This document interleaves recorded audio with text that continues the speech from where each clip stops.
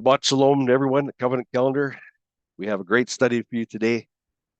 And the question is that we're addressing is, what is a Tequfah? If you heard this, great. If not, you're in for a treat. Well, maybe you're in for a treat anyhow, because there's some good information here. Tequfah, a tabernacle for the sun. That's what we read about in Psalms 19, verse 4. Yahuah designed, created, and installed a tabernacle or a dwelling place, more literally, for the sun in the Matzeroth. That's that dwelling place. That circuit is called Tequfah. It's 360 degrees. So we're going to be seeing a lot more on that. I hope you notice the pi icon in the bottom. 360 degrees. Where did that come from? How come it's sitting over top of a pi symbol, which symbolizes eternity? Tequfah. Yahusha designed a tabernacle, a circuit by definition, in the Matzeroth. Well, what's the Matzeroth? The Matzeroth are the constellations in the sky that lay out the plan of salvation from Genesis 3 right to Revelation. Tequfah, it's a 360-degree circuit. Please note the word degree, very, very important.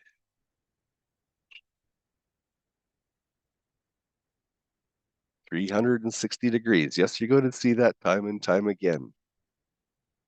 Zion's Tequfah was seeded onto this earth. When you read Genesis 1, verses 11 and 12, you read about this seeding factor. Seed within a seed according to its kind. Anything on this earth that is going to continue into eternity must have been at some point and somehow seeded from Zion, Yahuah's city.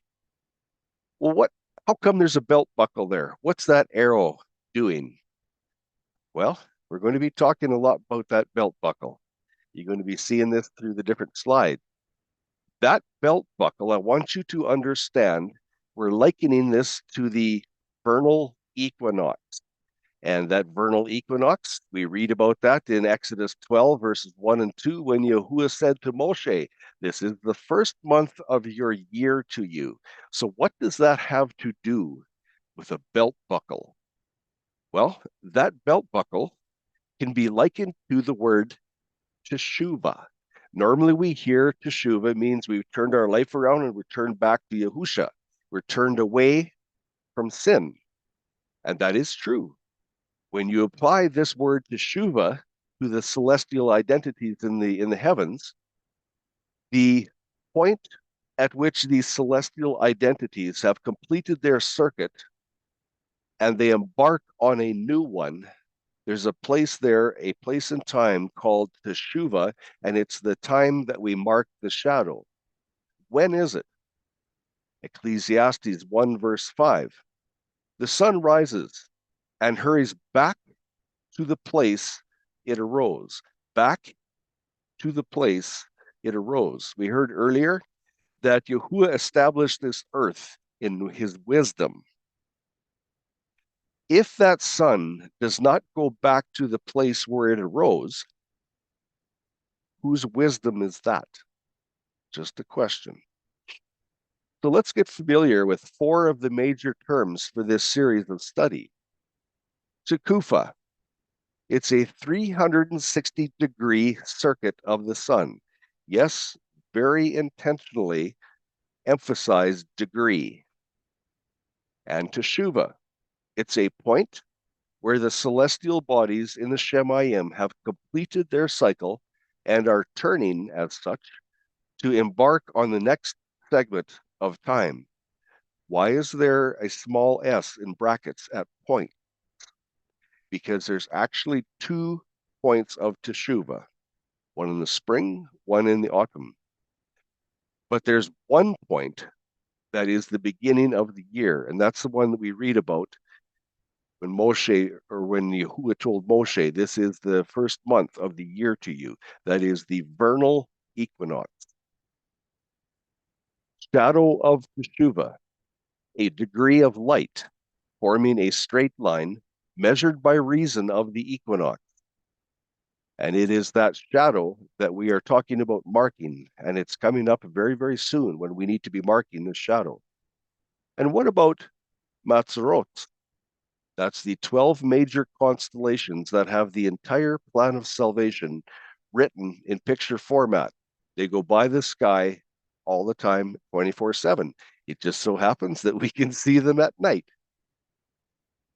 There will be analogies, and it is best to lay out the foundation first. The belt buckle, notice the emphasis, the belt buckle is where the action happens. A Shanae, that's the word for year, is terminated and initiated at the belt buckle.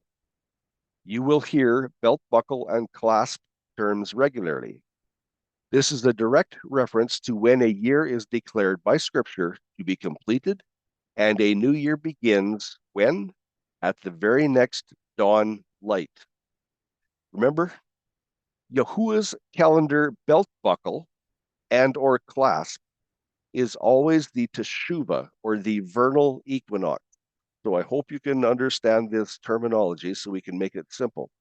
And again, that's what took place in Exodus 12, verses 1 to 3. A little notification here in your study sources.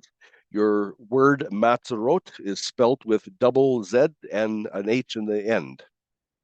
I will not be doing that any longer because, as you can see, over here on the right, this word Matzerot only has one Zion letter in it. There's not two.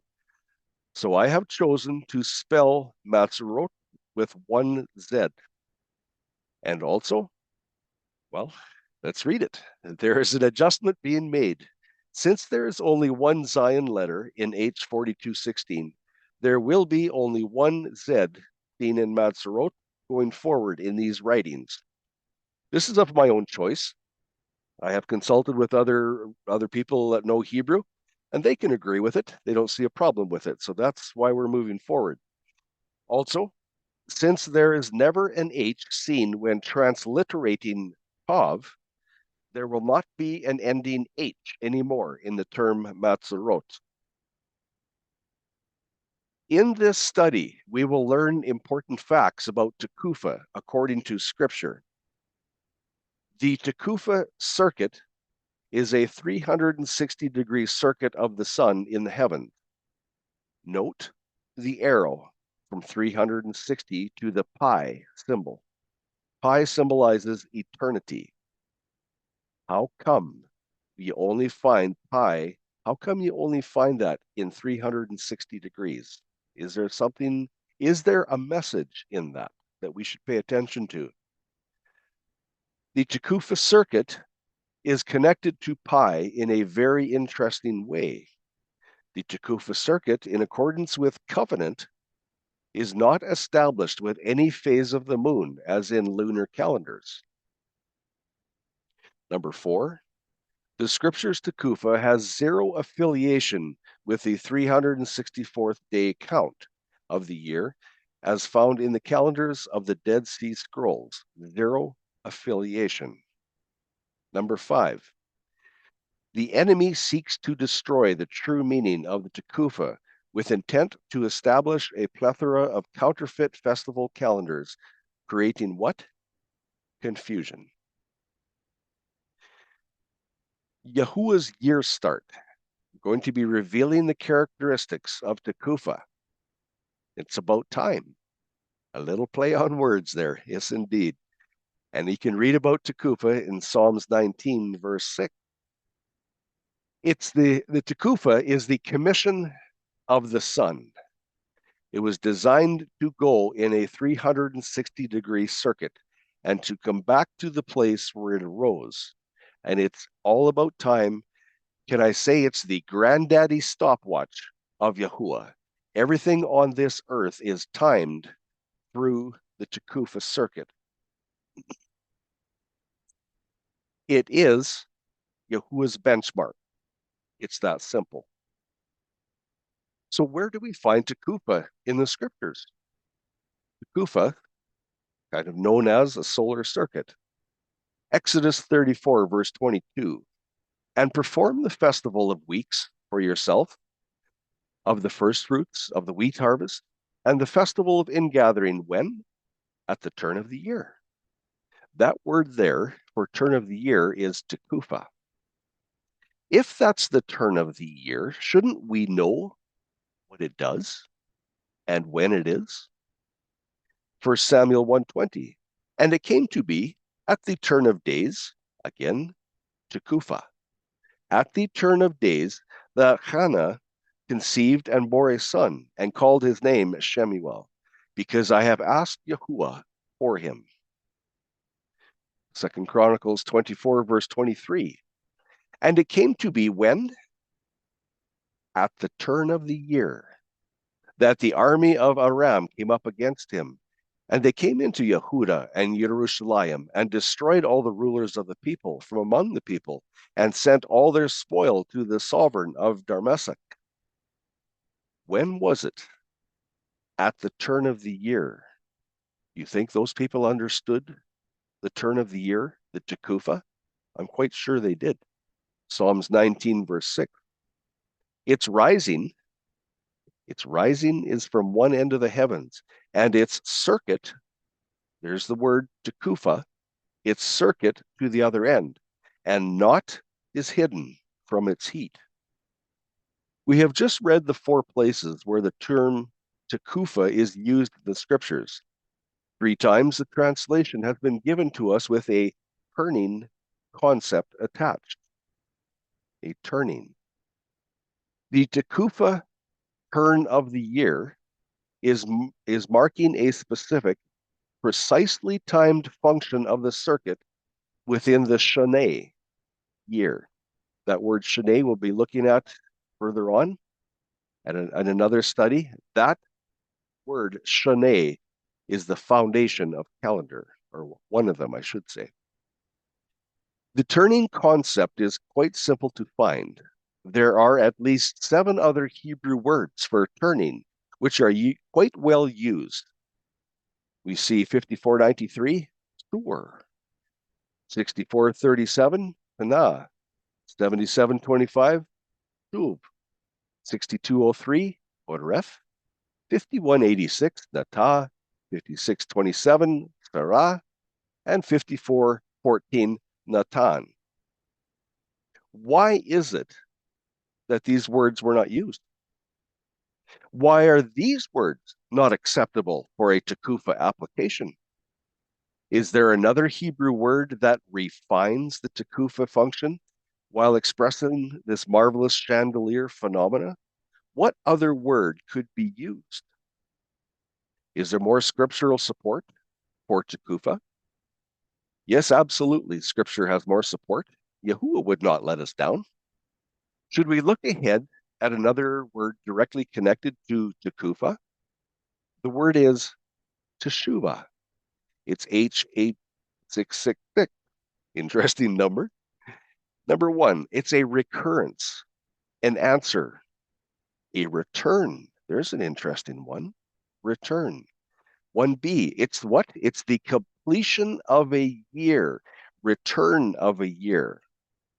At the return of a construct, an answer and reply. So what about this completion of a year? If Yahuah gave us a year and designed it to be completed, do you think we could read about that in Scripture somewhere?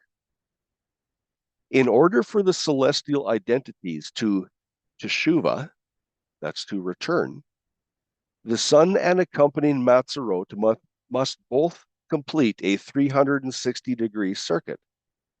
They then embark through a turning effect and depart on another duplicate mission, a Shoneh. However, this word teshuvah is for part 2. So let's dig deeper into Tequfah. So why did I mention teshuvah? Because we do need to know a little bit of that going forward. We do need to know that there's more information that will refine this, but that is for another study. Exodus 34, verse 22, turn, or Tequfah of the year, and then there's Shane. I want you to see here, here's the word Tequfah, H8622. It's a revolution, an orbital motion about a point, especially as distinguished from axial rotation. Dropping down here, a single complete cycle of such orbital or axial motion. Shall we acknowledge the completed 360-degree circle, which supports a pi-based eternal solution? Why do I have complete cycle in this box? Because we're going to be looking at a complete cycle, and we're going to be looking at some incomplete or incomplete cycles. And that is going to reveal to us, well, I'm just going to leave it at that, because you need to decide, is it complete or is it not? Did Yahuah establish this earth in his wisdom, or did he not? To achieve a revolution, there must be a start and a finish. That's pretty logical. Yahuah declared to Moshe in Exodus 12, verse 2, this is the first month of the year to you. And then he went through a long explanation of all the phases of the moon. No, he did not. There is no mention of the moon in Exodus 12, verse 2. So how did Moshe know that this is indeed the first month of the year? What about when you read Acts 7, verse 22, when it says Moshe was trained in the wisdom of the Mitzrites? Did they understand about the Tequfah? Was it marked out on the pyramids? And did the Sphinx also have a way of designing or determining the Tequfah? Is that what Moshe knew? This is the first month of the year to you, Moshe.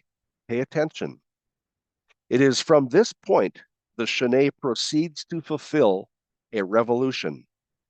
Fulfill, not short of, not overlap. This Shane right here that Yahuah spoke to Moshe when he said, this is the first month of the year to you. This Shane ended in Exodus 40. Very, very strong witness to calendar. Massive. Desenius. We had some information here on Tequfah, Psalms 19, verse 6. And its circuit, Tequfah, to the other end. So we come over here, we see it's a feminine noun. Let's have a look and see what he has to say. Desenius has got a lot of information. Tequfah, circuit as of the sun. Would it be interesting to you to know that there are people that try to apply Tequfah to the moon? I won't go into that any farther because it's an absolute impossibility when you understand the definition. But here, Gesenius makes sure it's a circuit as of the sun, hence the course of time, of season. After the course of a year, Tequfah Shane, there's that word Shane, after the course of a year. That word Shane eliminates intercalation, including all lunar and Dead Sea Scrolls 364-day calendar affiliations. Every last one that uses intercalation is eliminated with Shane. There will be studies coming up on that in the future. Let's look at the root word, H5362, Nekuf. This root word is carrying some heavy weight. Let's look at it. Nekuf, it's the root. Over here we look, it's a verb. What does it say over here for this word, nekaf? To fasten together as by nails, to join together. If something is joined, there will not be any gaps. There will not be overlaps. Does this sound like a strange thing to say? I want you to decide further in this study when you see gaps and overlaps. Can it be called Nikaf. Continuing on, to join together, specially used of something with a clasp, which, returning back to itself, forms a circle. Returning back to itself. There's Ecclesiastes 1 verse 5. The sun arises and hurries back to the place where it arose. Very good definitions here. So how many clasps are there in a belt? Let's continue on with his definitions. To go in a circle. Let the feasts go their round. When the circle of the yearly feast is ended, after the space of a year. To go in a circle. Note the repetitive circular indication. This circuit of the sun goes full circle, and that's basic, very, very basic. It goes full circle and connects to itself at the clasp point of departure, exactly like a belt. A clasp on a belt connects to itself. Let's have more look at this definition with a clasp. What do we do with that? The base principle is seen in the picture of a belt. The sun must travel 360 degrees and return upon itself, Ecclesiastes 1:5. Return upon itself, at which point the circular process starts over again. There's the word shane, when it starts over again, when it does something twice. So we will be specifically referencing the boxed section, the clasp or the buckle. And I want you to understand, I'm referencing Teshuvah or the equinox when you see this word clasp or buckle. Just trying to make it easier so that we can relate to it. A Hebrew and English lexicon. This is by J. Parkhurst. Looking at the root of Tequfah, we see some very strong characteristics. So let's look at this. This is the root word. This is what is built within the word Tequfah.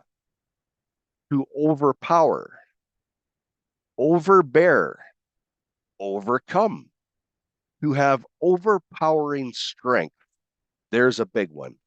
To be strong, mighty, power and authority, to be strong or strengthened, power and might, strong and mighty, Tequfah.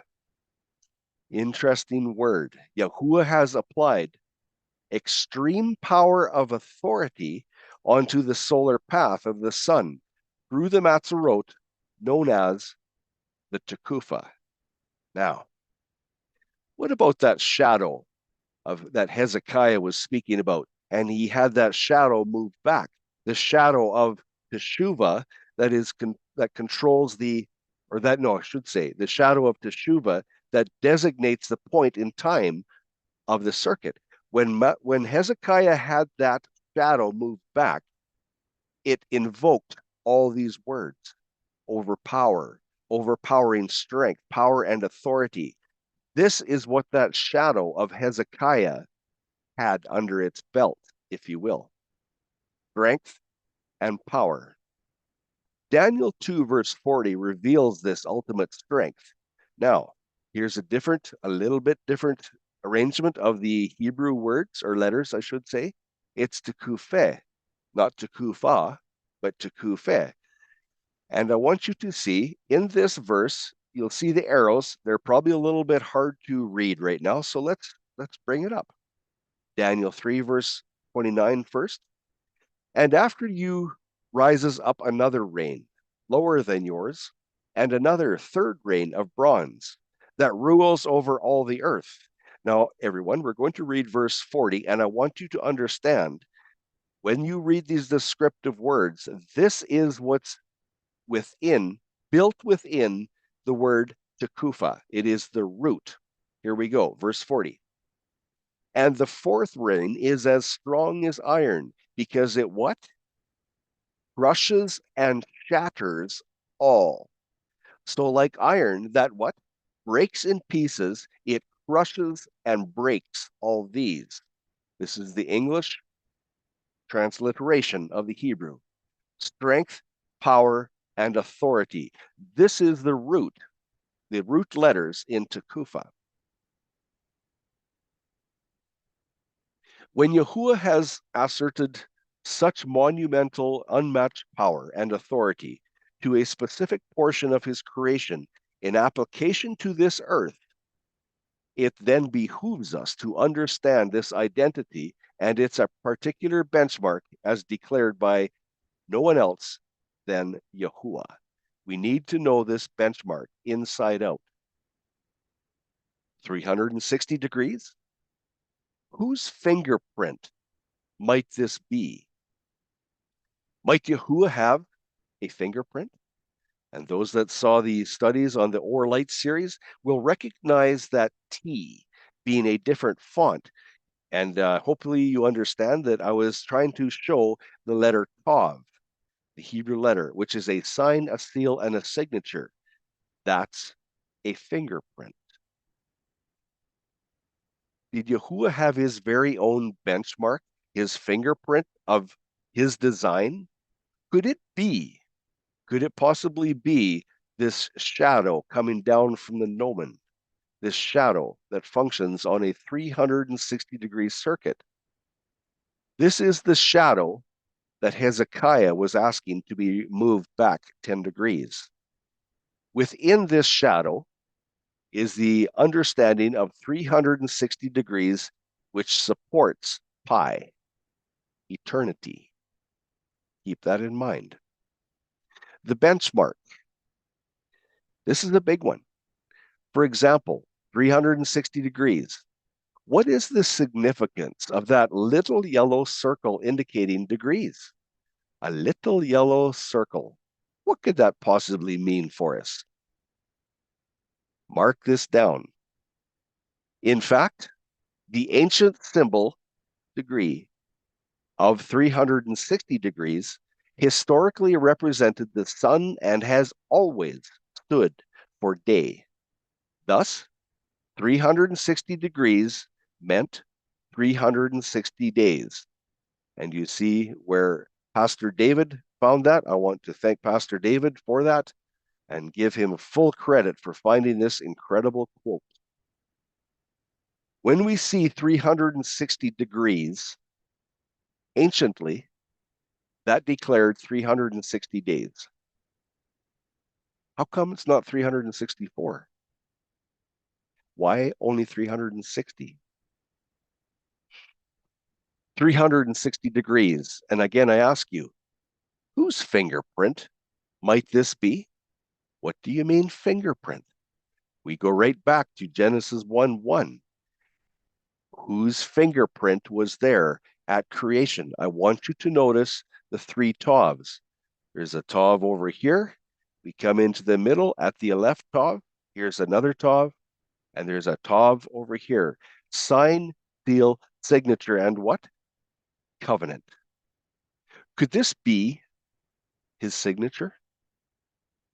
Tav, again, it's a sign, a seal, a mark, and a covenant. So I ask you, might we be able to identify Yahuah by at least one of these? I want you to notice the animation, 360 degrees. Interesting. It's a fingerprint going in 360 degrees. I want you to notice that. Think about it carefully. Tequfah. Who established the function and formatted the 360 perimeter in commissioning Teshuvah's shadow to determine the Tequfah's final cycle? That final cycle, that number being number 360, and it is a sign through eternity. Who established that? Genesis 1, verses 14 to 18. What was the command and what was the sign? Could that sign possibly be a shadow of light? Yes. A shadow is a degree of light. When Yahuwah said, ye are, or I should say, when Yahusha said, ye are children of the light, did that include a shadow? Would there be a fingerprint there? 360 degrees for positively accurate navigation. Well, what about spiritual navigation? We know that physical navigation by ships is huge. What about spiritual navigation? When you're starting to look at calendars, is there a spiritual navigation that can mean a lot by 360 degrees? Could Yahuah's 360-degree radar, a calendar scope radar, could that rapidly identify alien calendars of 354 being lunar and 364 count being the Dead Sea Scroll calendars? Is it possible this 360-degree calendar of Yahuah, of the covenant, could identify those rapidly? Navigation, not just physical. I want you to look at those two lines that just come up. There's a red one and there's a purple one. I want you to notice where they land on this scope. They're not at the zero. They're not at the completed 360-degree mark. Does this radar screen stop 6 degrees short of 360 like the lunar calendar? No, it goes to a full 360. But the 354 degree, or not degree, day lunar calendar does not reach a completed 360 degrees. There's a short there. Why does it not overcompensate for at 364? And I'm talking about the purple line, I should say. I'm going to start again. On that purple line, you see it's gone past the 0 point. So why does it not overcompensate at 364, reset to 0, then skip ahead to the 4th cycle, like the Zadok calendar would need to do before Hezekiah's sundial incident? Why don't we see that? There's a lot of information there. What I just said, you might need to read that again. But let's keep going. Tequfah, circuit of the sun. Is there a fingerprint recorded in the Tanakh? And if there is a fingerprint, can we use that for identification? Will there be a sign, a seal, a signature there? Ecclesiastes 1:5. The sun also rises and the sun sets and hurries back to the place where it arose. Is it possible that's a fingerprint? Could that be Yahuah's sign of who he is? In my kingdom, this is how it will be done. Would that be a fingerprint? This is how I operate. Would that be his fingerprint? The sun does not shorten nor extend the number of degrees.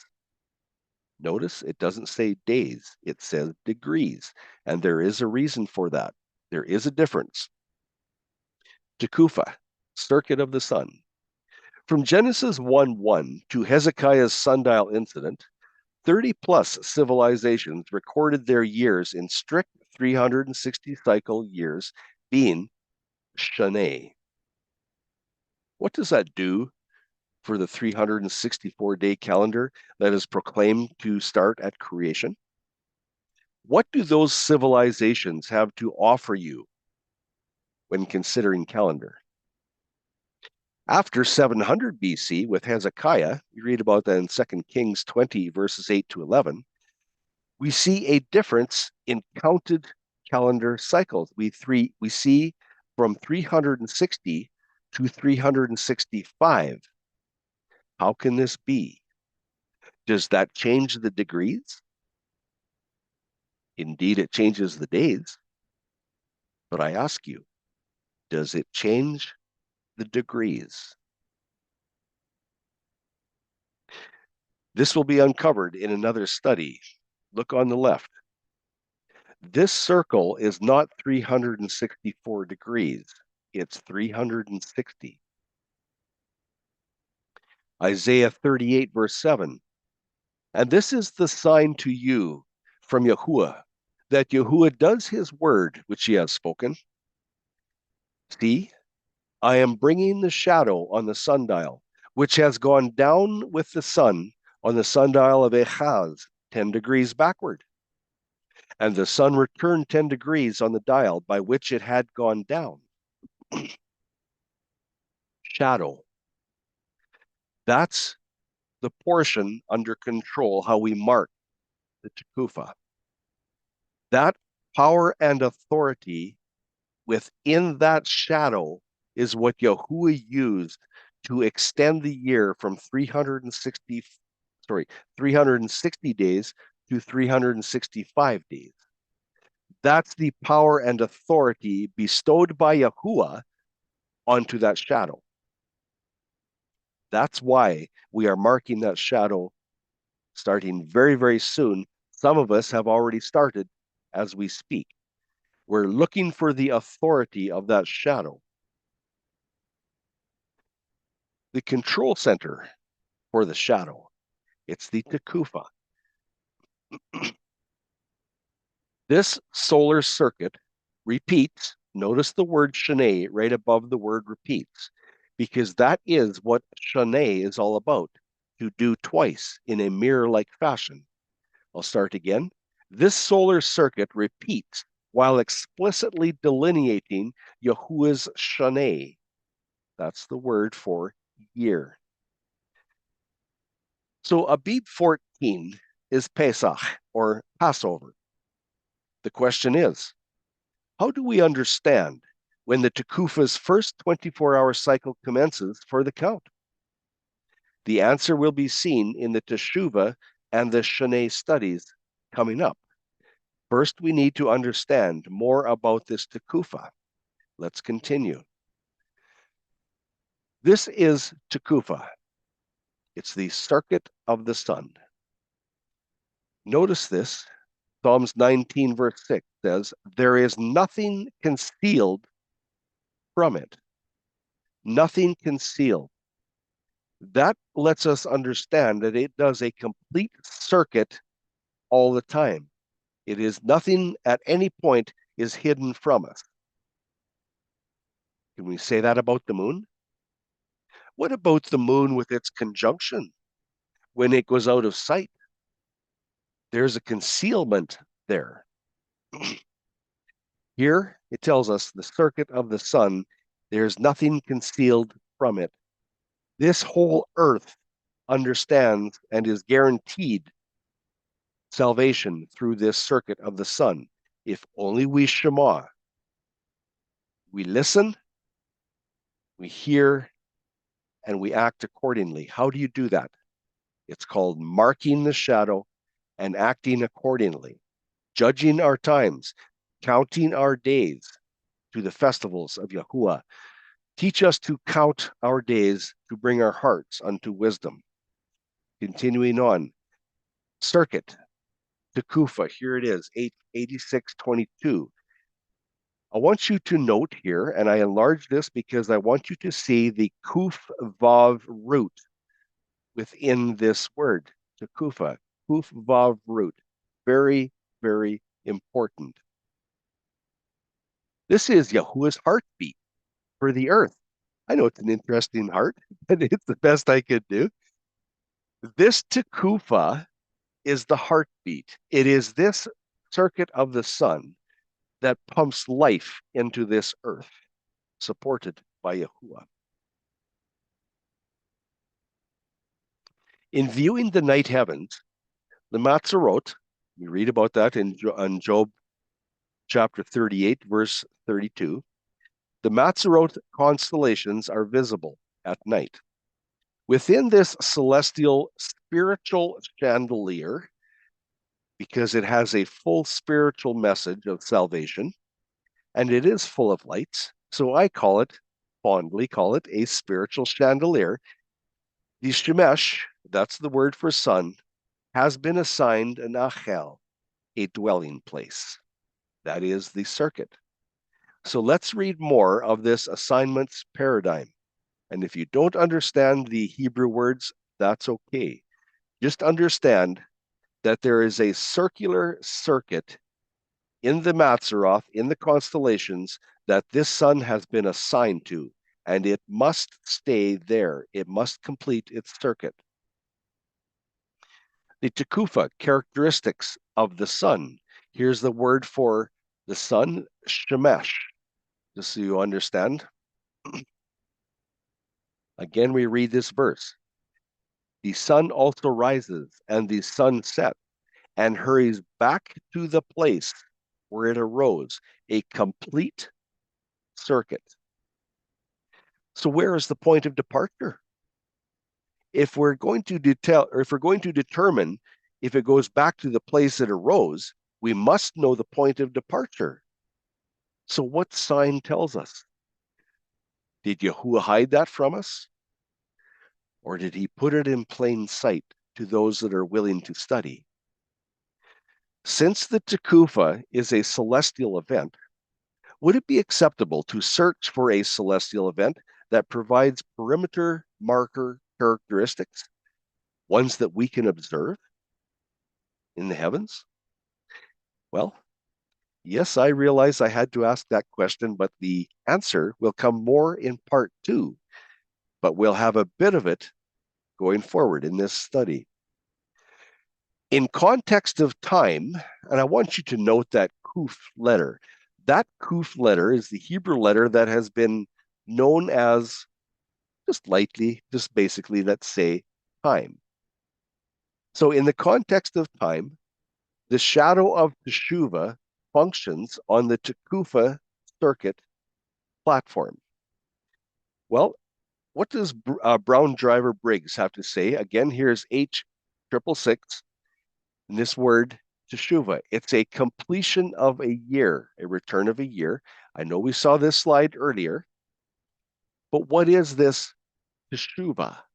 It's the point of equinox, and it is being called a shadow cycle because it's on this day of Teshuvah that we get the straight line shadow, hence a shadow cycle.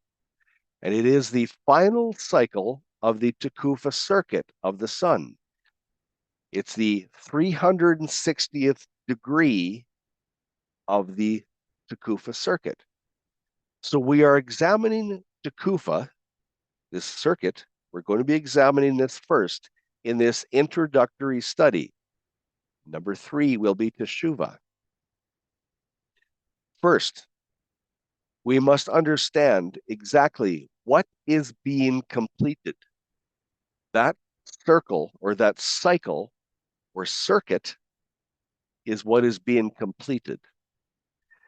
Now, look at this sundial on the right. Do you see this straight line arrow going through it? This is not a coincidence. That straight line arrow indicates the day of Teshuvah, the turning point when the celestial bodies reach their belt buckle, if I can say that. They connect, they reconnect, they return to the point where they left off, and they now turn and embark on a new circuit. That arrow indicates to us the day of Teshuvah, the shadow cycle that ends the old circuit and initiates the new one. Now, what about this letter at the very top? It's a kuf letter. How come there's a straight line through that Hebrew letter? Is this a hidden straight line shadow? Why do I say hidden? Because nowhere in our study sources do we hear or see or read anything about that straight line being a shadow. But I must say, in my opinion, in my experience with studying calendar, I believe personally, and this is my opinion, I believe that straight line in that top of that letter indicates the straight line shadow. That's just my personal thought. Take it for what it is.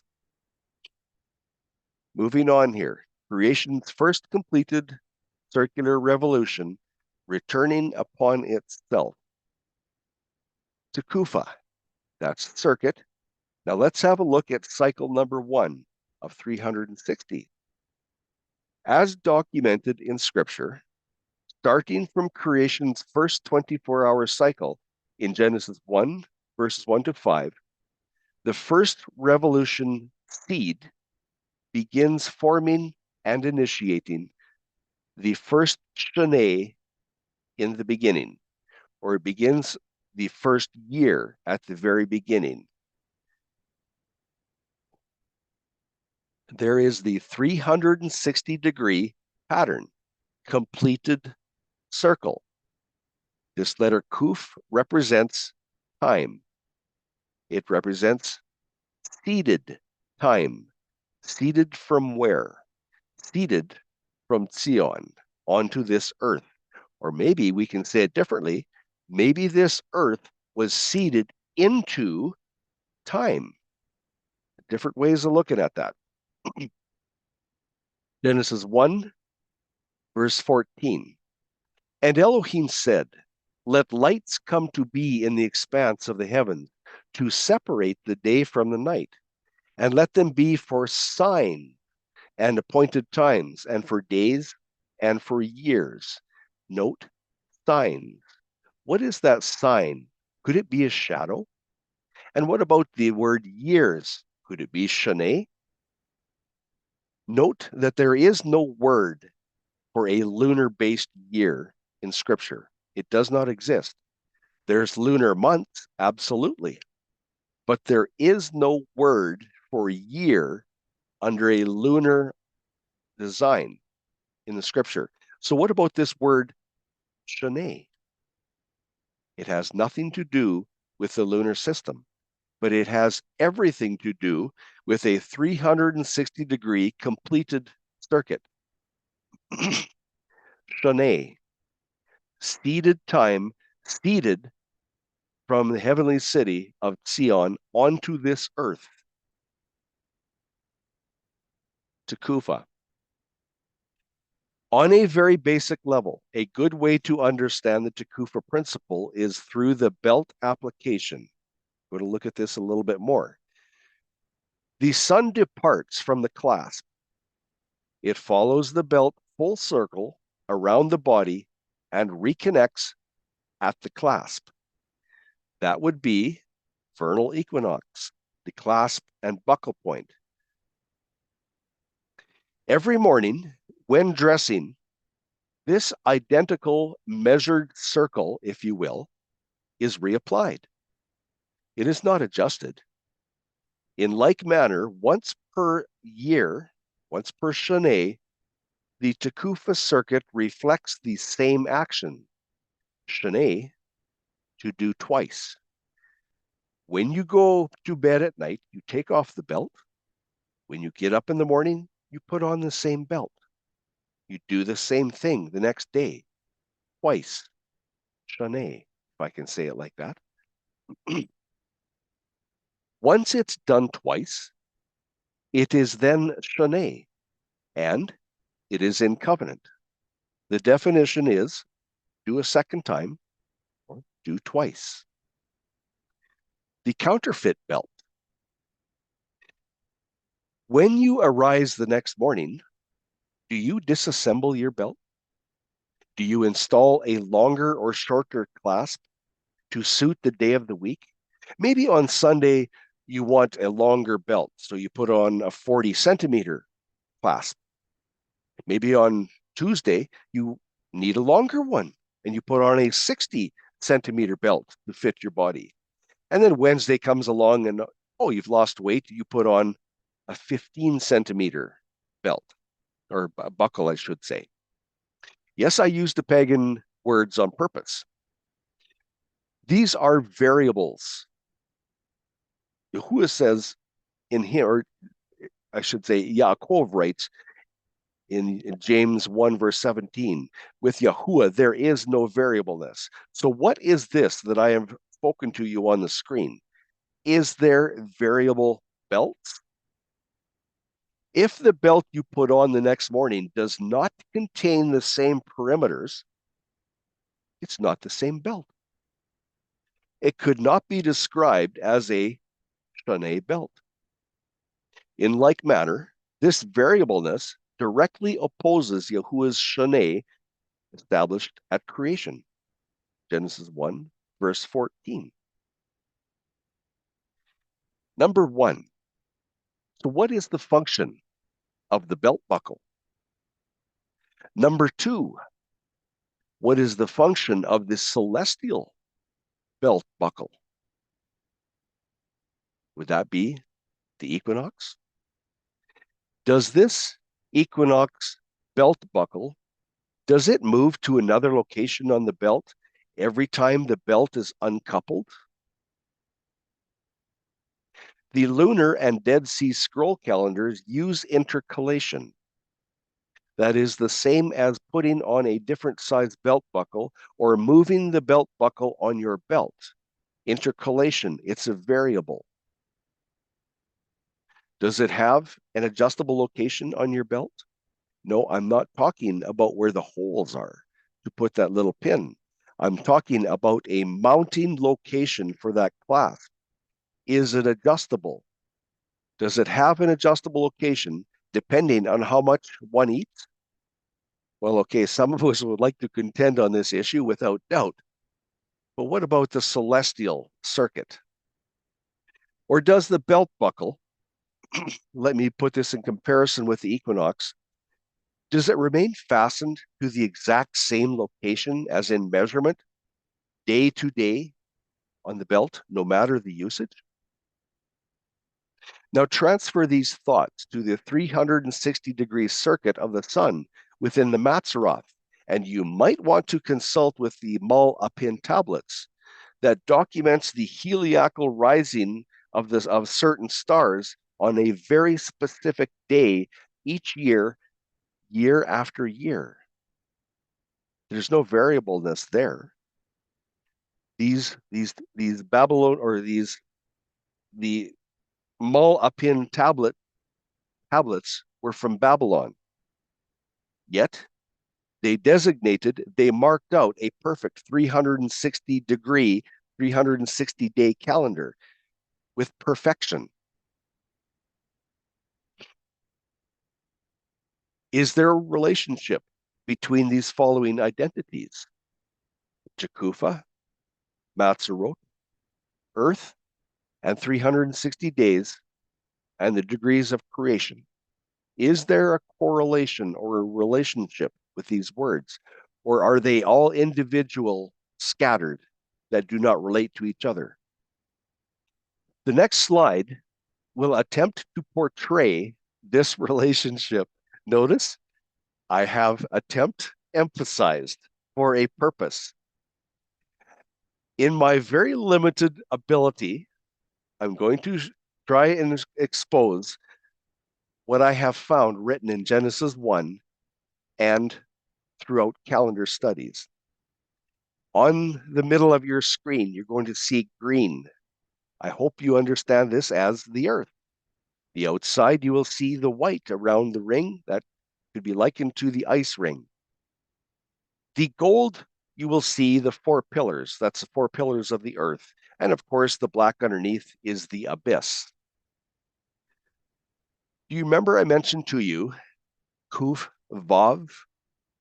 That's the Hebrew letters. The blue is described to us as Kuf Vav. That's the Shemayim. That's the heaven. It's stretched out like a measuring tape, stretched out in a straight line, stamped out like a flat plate. Think about that. This is the description in Genesis 1 on creation of this earth. Stretched out in a straight line, stamped out flat like a plate. This is what is describing how the heavens were created. Interestingly, it's the same letters that describe how this earth was designed by Yahuah. But let's keep going. So here we are. We see the blue in the heavens, and we're going to be looking at the Tequfah's 360-degree solar plane. Now you see the letters underneath. I should bring up my cursor. Archaea right here. This is in reference to the atmosphere, or can I say Ethereum? It's the Archaea. Now we're going to be looking at the purple lines. that symbolizes the Matzerot. That's the 12 constellations with the plan of salvation written in them. It is those lines that the sun must travel within. The Matzerot has their words to the end of the world, Psalms 19, verse 4. So you see the little green arrows on over here and one on the other side, and these blue dots coming down. This represents the message of the Matzerot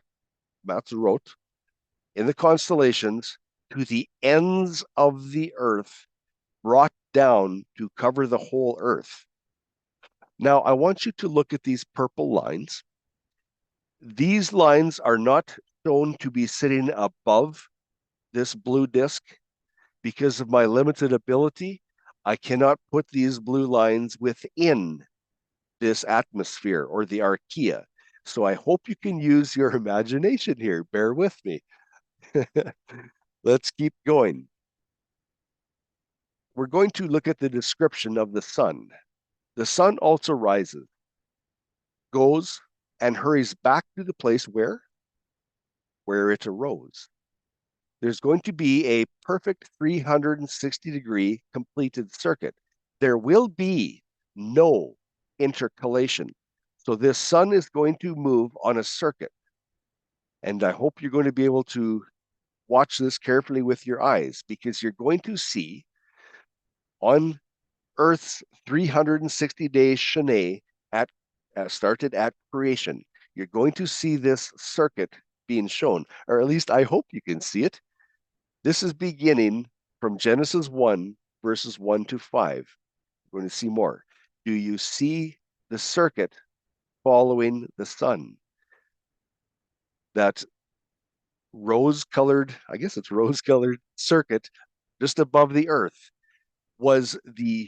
it depicts the sun tracking in the Mazzaroth brought down to this earth. This is your Tequfah circuit portrayed onto the whole earth. I'm going to back this up and we're going to go over it one more time. So keep your eyes peeled, see what happens with the sun and what it does just above the green. It's a reflection of that circuit of the sun onto this earth. This is how that we get this shadow to mark out the Tequfah circuit. Again, it's a perfect 360-degree completed circuit. No intercalation whatsoever. Yahuah does not need man's intercalation to perfect his creation. He created it perfect right from the outset. Or right from the onset. I'm not sure. Maybe I said that wrong. Continuing on. Tequfah's 360-degree seed started right from Genesis 1, and it is according to its kind. This is brought from Zion, the heavenly kingdom, onto this earth. Do you remember when Yahuah was telling Moshe to build the tabernacle? The instruction was on earth as it is in heaven. This pattern was designed in Zion, the heavenly realm of Yahuah, and brought down pattern onto this earth. It was seeded onto this earth for you and I. Tequfah, it's the circuit. Teshuvah, it's the buckle. It's where the circuit begins and where it ends. Shanae is the complete 360-degree circuit on earth as it is in the Shemayim. This circuit, when Yahuah promised us to be with us on the festivals and on the seventh-day Shabbat, this circuit is used to determine the appointed times of the festivals on earth as it is in heaven. If we're not on this timing of the circuit, whose timing are we on? Whose appointments are we meeting at? They're not Yahuah's. A lot of information there. Let's continue on. We're going to be coming back to that pattern, that slide for some more. Let's get back to the Tequfah circuit. Why 360 degrees? Man does not create. Where did 360 derive from? Now, I know somebody's going to be telling me, well, that's not the right sundial, Tim. And they're right. I cannot find the proper sundials to put on here. So I'm using this sundial because I want you to concentrate on this shadow. This is the reason for this picture, this gnomon here and the shadow. Where did this 360 degrees come from? I hope this picture brings your thoughts to Zion, the heavenly city, because that's where 360 came from. That is where infinity come from. Pi. It come from Yahuah. There's no one else that has infinity available to you. 360 degrees is the only number that supports infinity. Is there a solid evidence, or is there multiple evidences of pi and eternity being foundational in this earth? Is pi built into the earth structure? Circular? Is it patterned? Yahuah does things according to patterns. And what about the lunar 354-day calendar and the Zadok 364-day calendar? Can you get eternity? Can you get pi out of those? No, you cannot. The eternal pi quotient does not exist in either of these options. The symbolized action of the Tequfah, symbolized because, yes, it's not the correct sundial, but I'm using this to show the power and the symbolization of the shadow. The Tequfah covers the whole earth. There is nothing concealed. There is 360-degree coverage. People with security systems will understand that very clearly. If one were to find the circumference of this circle, pi, which is eternal, must be utilized to determine the substance. Where else can pi be found? What about the atmosphere? What about this earth? What about the Matzerot? What about the wilderness tabernacles? And how about the big one, the laver? It is circular, 360 degrees. And the laver was built, it was founded on 12 oxen or 12 bakar, which is the same letters as boker, which is the breaking forth of light. The breaking forth of light. You are children of the light. You come to the laver to wash away your traditions, for there you will find light. And the top was circular, 360 degrees. Pi, eternity, could be found in the laver, the truth. 360 degrees calendar, the Shanae. Tequfah, a 360 what? Well, pi represents infinity. Pi is recorded to many trillions of decimal points, and note this, with no repeating patterns. Pi. What is it that pi, eternity, or I should say, why is it that pi, eternity, can only be found within 360 degrees? Why is it? I don't believe we have the answer to that. But I do believe that Yahuah does. Pi. What about the earth? What about the wilderness tabernacle? They were circular. They were 360 degrees. The earth still is. Could we find eternity? Could we find pi There. Did Yahuah link this earth into infinity at any time? Maybe at Genesis 1:1 with creation.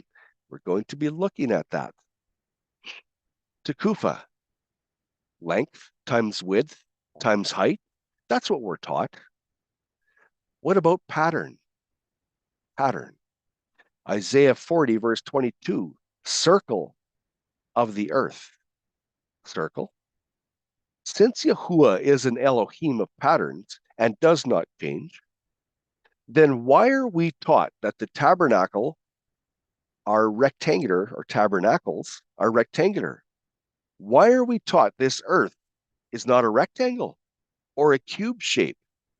That would follow the pattern of the tradition we've been taught for length times width times height for the tabernacles. Why is there differences? Why a circle of the earth? Isaiah 40, verse 22. Let's look at this word circle. It is H2328. And I'm going to try and say it. Chug. It's a circle, a circuit, a compass. Have you ever seen a compass that was a ball? Or have you seen a compass that was flat and operated very, very well on a flat plane? Isaiah 40, verse 22. It is he that sitteth upon the circle of the earth, and the inhabitants thereof are as grasshoppers, that stretcheth out the heavens as a curtain, and spreadeth them out as a tent to dwell in. A tent. Doesn't the tent have a center pole in the middle? A center pole.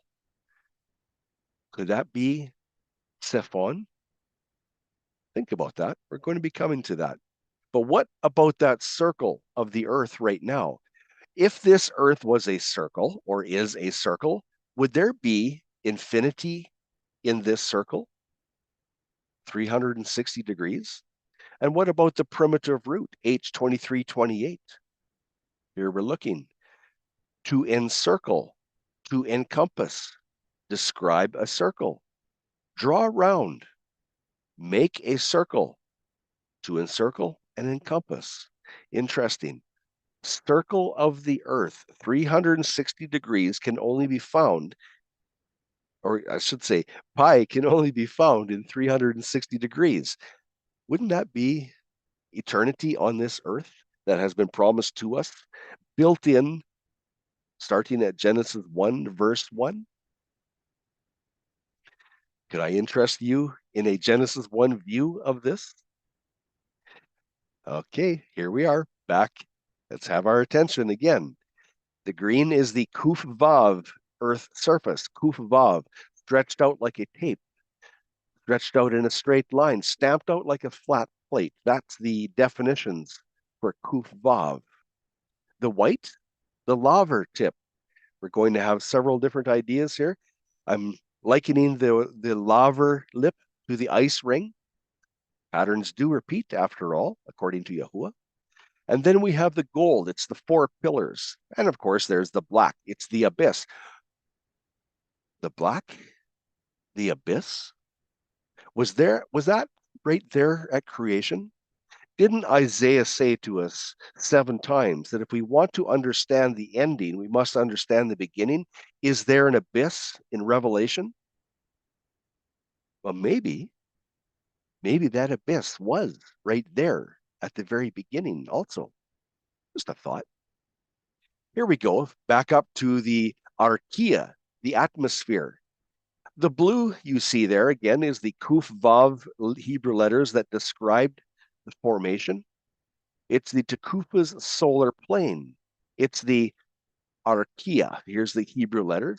The atmosphere, or the ethereum, if I can say that, stretched out like a plate, stamped out like a plate, stretched out in a straight line. And what about this vertical blue?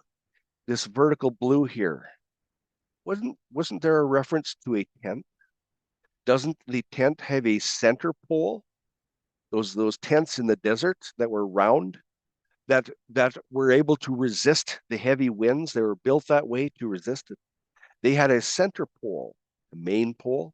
Could that be Stephon? When Satan said he was going to be above the stars of El, and he was going to be in the Stephon, the center, the control area, he was going to replace Yahuah by what he said. Is that possible?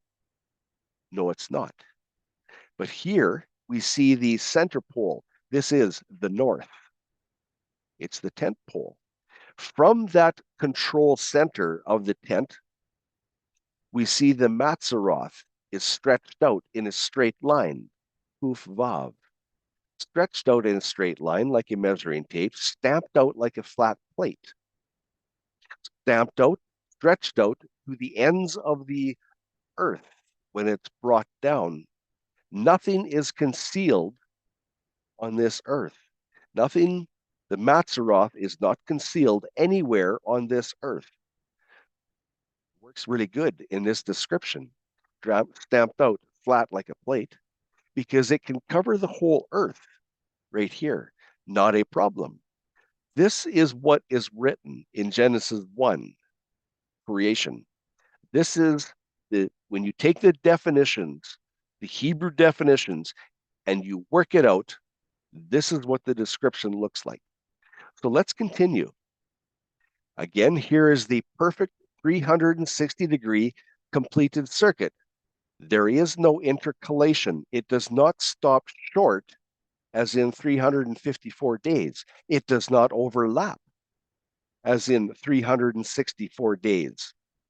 Of course, when you come to after the sundial incident with Hezekiah, that 364 days would be 1 day short.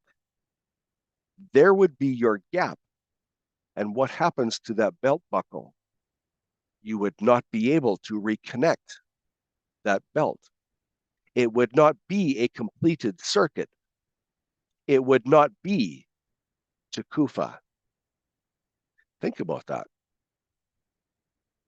I'm going to back this up, and I want you to have your eyes peeled. I want you to see that sun go around, and I want you to see the pink circuit reflected onto this earth.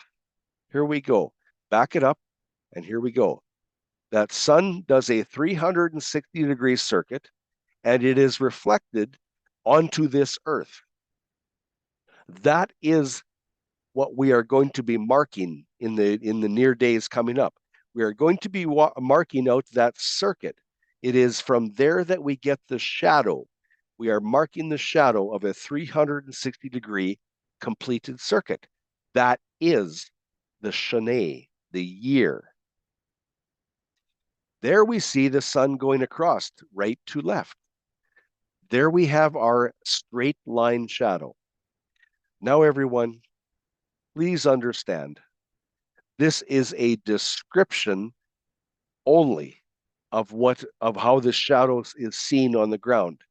I am in no way claiming that this is the exact operation of the sun in the sky. I do not believe man knows that. I am simply trying to depict the shadow onto the ground and how we understand it from the Hebrew letters written in the Bible. So I'm going to back this sun up. Here we are. We're going to back up. It's going to come across your screen starting on the right. As it draws a line across the sky, that's the blue portion, I want you to look at just above the green portion, this earth, and you're going to see the reflection down onto this earth. Okay, are you ready? Here we go. Did you notice the line goes the opposite direction to the sun? Because when you put a stick in the ground, it forms a shadow on the ground. When the sun shines on that stick, that shadow will go a direct opposition to the action of the sun, but it will show the exact action as in a straight line. I'm going to back this up one more time because I want you to see the difference in directions of the shadow on the ground. Here we go. See, it goes the opposite direction. That's the line on the ground that we are marking. This is the straight shadow of Teshuvah. This happens one day in the spring and one day in the fall. It's the final cycle of the 360-degree Shana, and it is what determines the worship festivals of Yahuah. And what about that reference to the tent of the Moed? That tent of the Moed, the tent of meeting. Here's the center pole. That's the Tzephon. This is where Yahuah controls. This is his control center, if you will. And what about the laver? Here we see a description, the circular description of the laver, 360 degrees, which contains eternity. It's also a description pattern of the earth. This is one Kodesh circular pattern. Yahuah does everything after patterns.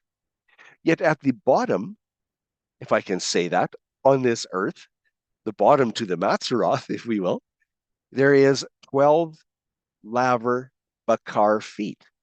This is the foundation of the laver. There's 12 chodeshim, or 12 months, and they all start at dawn. This forms your Shana year. This is the makeup, most basically, as written in Genesis 1. Why is this pattern so incredibly important? Come down to the bottom. I want you to read in the bottom. It's a seed within a seed according to its kind pattern. Yahuah sticks by his patterns solidly. It is what's written in Genesis 1. Let's continue on. Let's get back to the Tequfah, as you have a bit of an idea what we're looking at now. That Tequfah is a circuit of the sun. On this very precise sundial, which one of the completed circles is not 360 degrees? I want you to think about that. Is there one of those circles on that sundial that is not 360 degrees? Did you notice the arrow, this straight line going through the center of this very precise sundial? Straight line, would that have anything to do with a straight line shadow? Count on it. Which completed circles are either 354 or 364 degrees? I want you to think about that carefully. Which of those circles is a 354-degree circle or a 364-degree circle? If you said none of them, you would be correct. A better question: does a 354-degree or a 364-degree completed circle, does it even exist? Is it sensible for man? And I want you to be careful with this question. Kind of a trick question. Is it sensible for man to disregard a 364-degree standard for a 364-degree circle if 364 existed from creation? Why then, if 364 degrees and days existed at creation, why is everything on this earth built around a 360-degree system? Did you realize that even banks today operate on a 360-day schedule? Why is it if 364 was at creation, why do they operate on a 360-degree schedule today? Well, it's very clear. 364 days that creation never existed. Never has, never will. Tequfah. Creation upon the sun's first return within the Mazzaroth constellations in the sky, were there 360 fulfilled light and night seasons? Or were there 354? Maybe there was 364. Is it possible a 360-degree return could reveal Shanae to do twice? Is it possible that 360 degrees could have us back to eternity with Shanae? What about that return to 360 degrees? Are we going to be able to see that in the Tequfah circuit? And how will we know if we don't mark the shadow? When we are going back to 360 degrees so that the 3 timelines in Revelation can be fulfilled, if we're not marking that shadow, how do we know when we're going back? Are we going to be the ones without oil in our lamps? Shanae. Replicate a second time, twice. Duplicate. That cannot be accomplished on a 354 lunar calendar and cannot be accomplished on a 364-day calendar. It's not Shanae. Tequfah, circuit of the sun. Now the question gets super serious. Why is there no evidence of 364 or 354-degree completed circles? Could it be they don't exist? Not a complete circle, not in degrees. Has there been some insidious tampering occurring? Can I say perdition? Tequfah, circuit of the sun. Have the many historic civilizations that documented their years in 360-day calendars, have they been found as falsified documents? Or could it be that the 364-day and degree calendar never even existed, except in the minds of those wanting to deceive? Pretty hard questions to ask, but they must be asked. They must be thought about. We have seen interesting information on Tequfah thus far, but no indication of the first witness to where it started in Scripture. Why not? The Tequfah is the circuit location assigned to the sun. Psalms 19, verse 4, see. In them, that's the constellation, he put up a tent. That's an ohel, or a dwelling place, a tent for the sun. That sun was assigned to the circuit. Tequfah, circuit of the sun. I think maybe you've heard that a few times already. Tequfah, a dwelling place, an ahel, was specifically created and assigned to furnish the start and finish point of the Tequfah circuit for the sun. Is it plausible that in order to ascertain the starting point of the Tequfah, we can observe the scriptural documentation referencing the sun? Seeded time begins on earth. Seeded, the Tequfah being the seed from Zion. So what is one of the reasons we know time began in Genesis 1, verses 1 to 5? Because we're told that time didn't begin until day 4. So how is it that Genesis 1, verses 1 to 5 declares that Tequfah started on the first day of creation? To accomplish an erev, or an evening, mixture, that mixture of darkness overtaking the light, as recorded in Genesis 1, verse 5, it is imperative that the orb of the sun must vacate its original placement locale. Now, I'm bringing this to you in visuals, so if you don't understand what I'm saying, just have a little patience here. We're going to look at it. Unless the sun removes its direct sunlight rays, the darkness cannot mix. Note, that is Yahuah's separation in verse 3. I'll start again. Unless the sun removes its direct sunlight rays, the darkness cannot mix and cannot be overtaken, or it cannot overtake the light to provide a mixing event.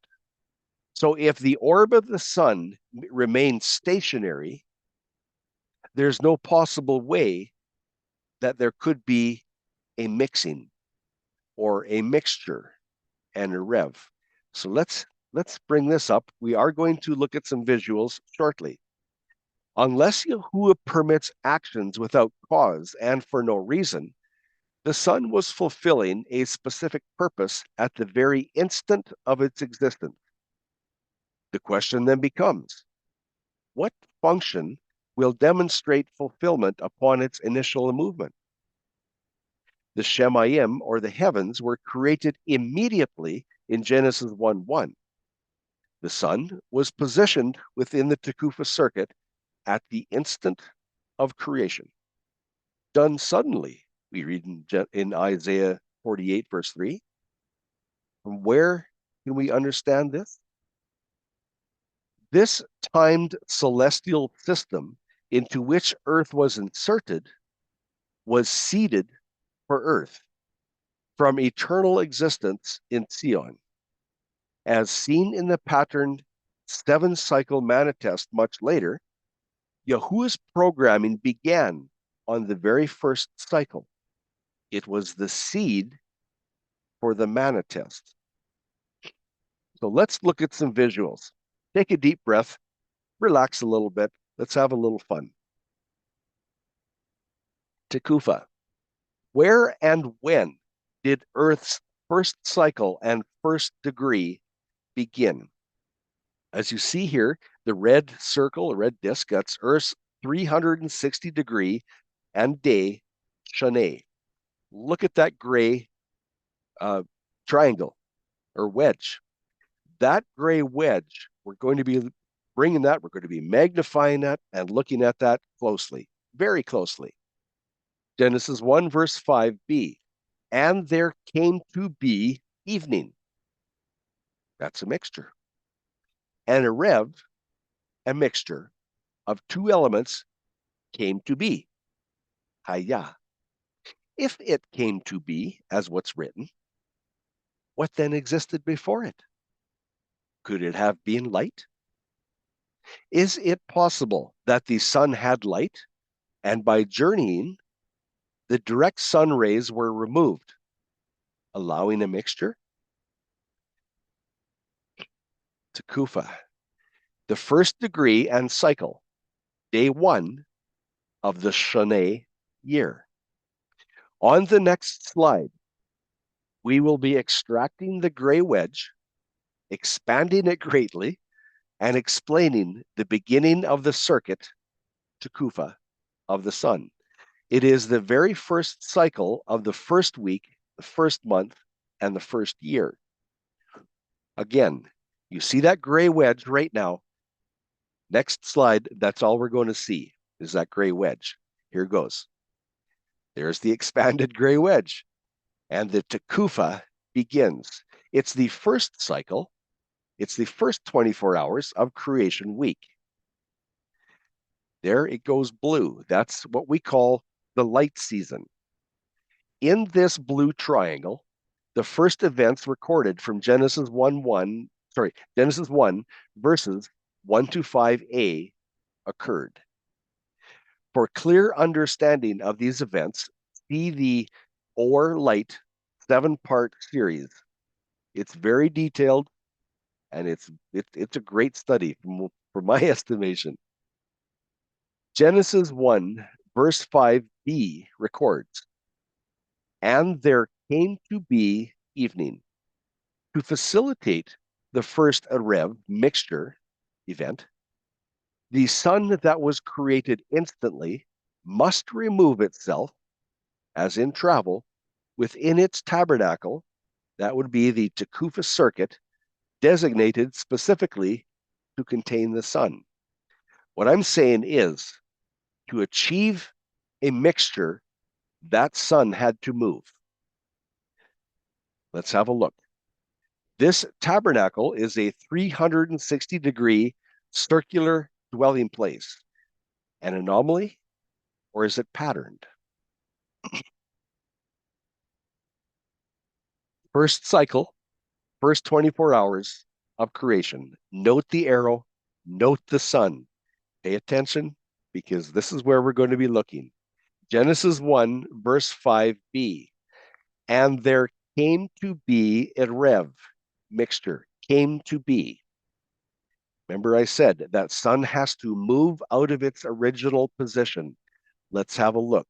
And there came to be, watch, put your eyes on here. It moved out of its position. It moved away. But did you notice the colorful wedge that happened in the middle? That's the mixture. That's the evening. The only way that wedge, that colorful wedge, could come to be is if the sun moved out of its position. It took away the direct rays of sunlight and provided soft rays of light so that the darkness could overtake it. I'm going to back this up because I want you to look. That's why I have the eyes there. I want you to pay attention. Here we are. Look at the sun. Again, Genesis 1:5b.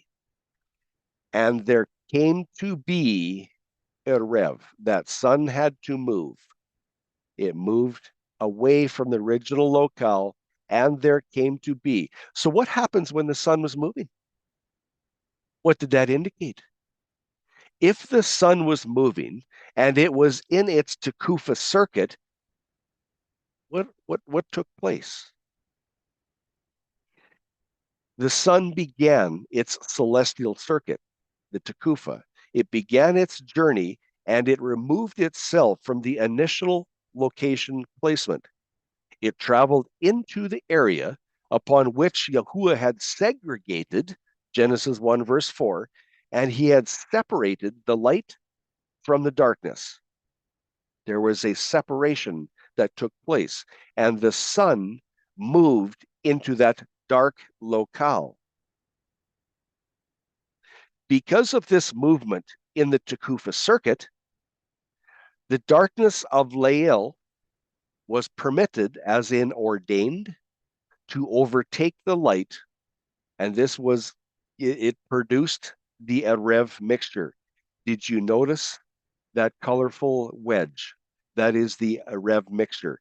The only possible way that could be produced is by darkness mixing with soft light or indirect light.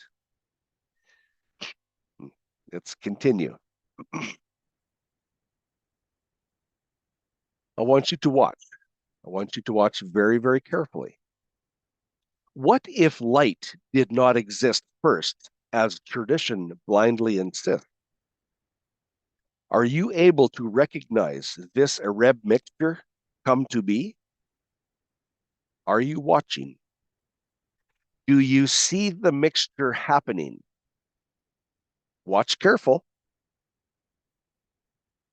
No, you cannot see it, because one element of itself cannot formulate a mixture.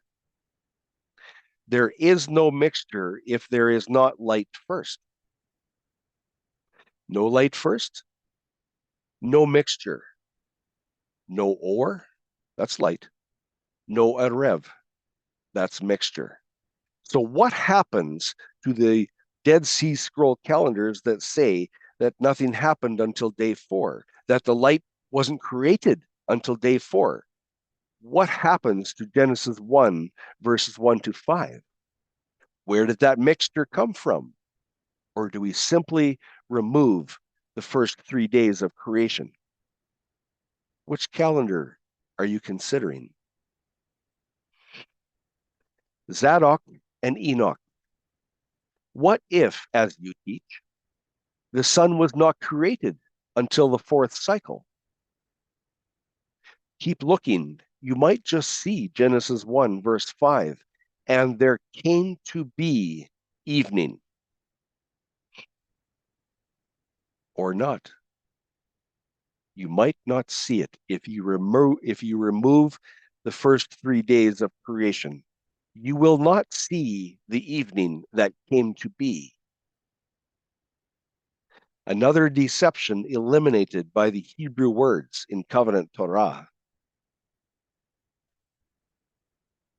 Genesis 1, verses 1 to 13.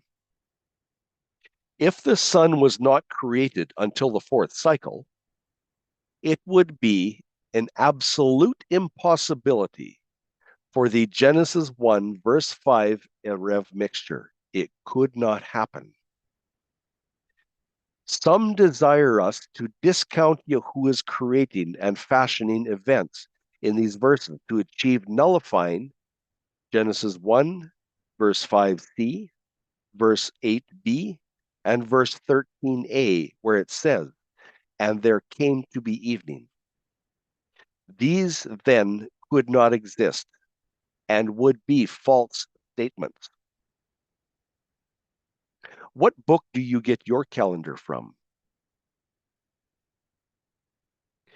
Shall we then just delete Genesis 1, verses 1 to 13? Deleting Genesis 1, 1 to 13 is required to formulate man's fixed 364 cycle calendar.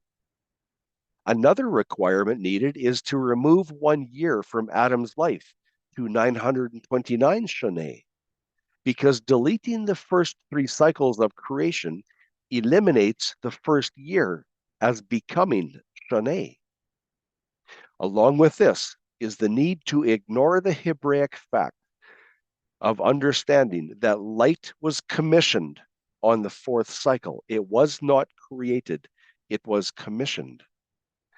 Bara, to create, does not exist on cycles 2, 3, and 4.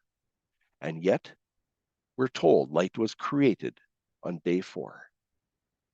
Bara is not there. It does not exist on those first cycles on 2, 3, and 4. Okay, that dead scroll horse has been beat enough for now. Let's move forward to understanding more of Tequfah. There will be a substantial amount more to come pertaining to the message on the last few slides in ensuing studies.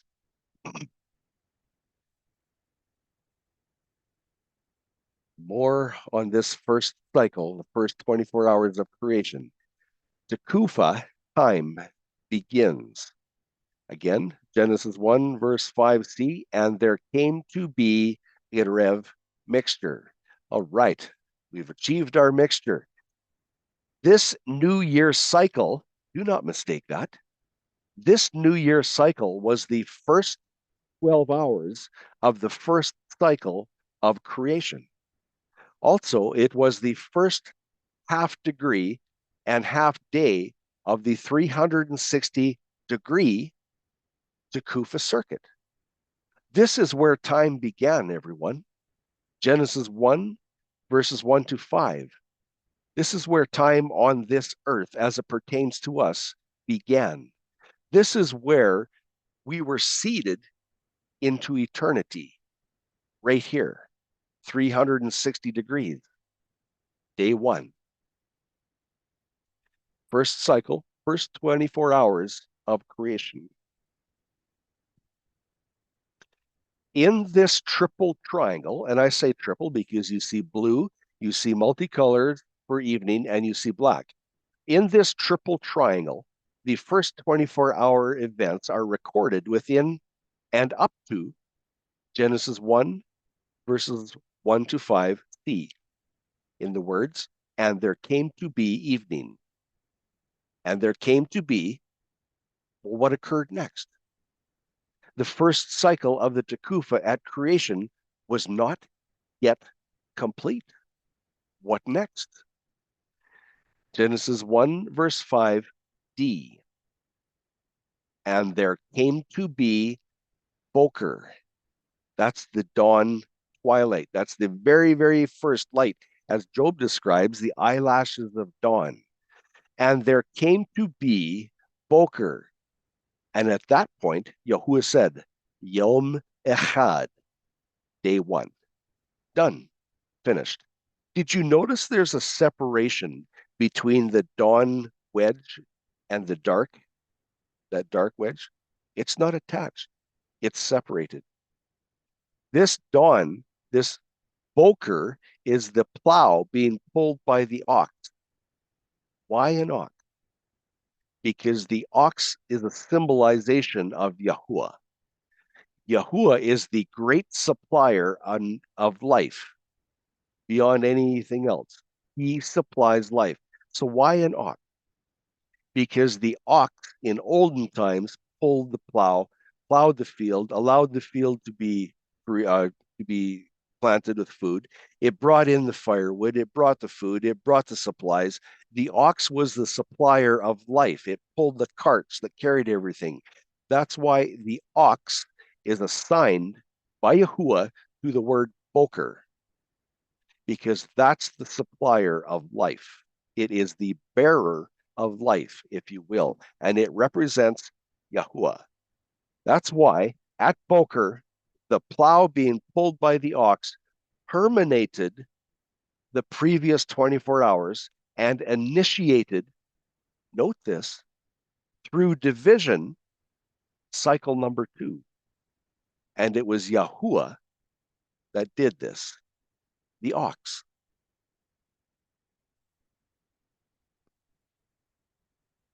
At the point of dawn's twilight mixture, that's Boker, morning arrived.